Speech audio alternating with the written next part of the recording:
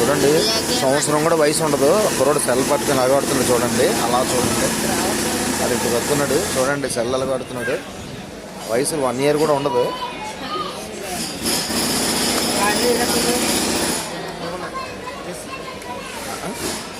చూడండి, ఇంత సంవత్సరం కూడా ఉండదు, సెల్లతో ఎలాగాడుతున్నాడు చూసారా.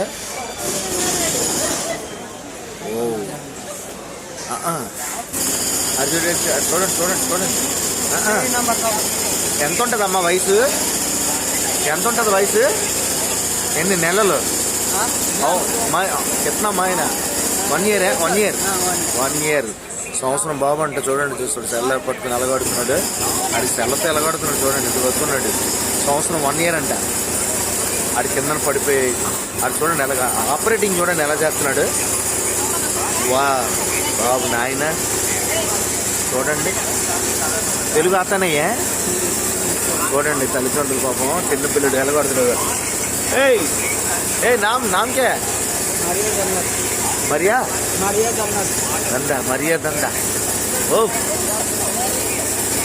అమ్మా చూశాడండి ఇప్పుడు సెల్. హాయ్ బాయా क्या करते हैं?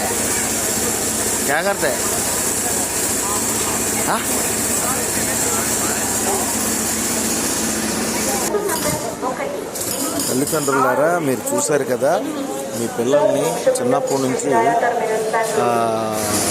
సెల్ ఇచ్చి మీ పిల్లల్ని పాడు చేయకండి. దయచేసి మీ పిల్లల్ని ఎడ్యుకేషన్ వైపు నడిపించండి, ఏబిసిడీలు నేర్పించండి.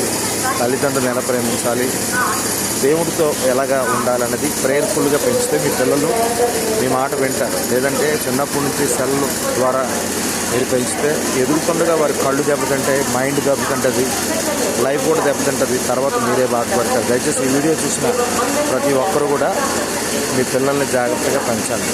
సామెతల్లో 22 మరి 6వ వచనములో క్లియర్గా ఉన్నది, మీ పిల్లల్ని నడవవలసిన త్రోవను నడిపించండి అనే మాట కనిపిస్తుంది. ఎఫెసీయులు మరి 6వ అధ్యాయం 4వ వచనంలో తల్లిదండ్రులారా దేవుని ప్రేమలో పెంచండి, అలాగే తప్పు చేస్తే గర్దించి శిక్షించి వారిని సరిచేయాలని ఎఫెసీయులు 6వ అధ్యాయం 4వ వచనం చెప్తుంది. మీ పిల్లల్ని శ్రద్ధ కలిగి పెంచితే రేపు ఉదయం మిమ్మల్ని ప్రేమిస్తారు.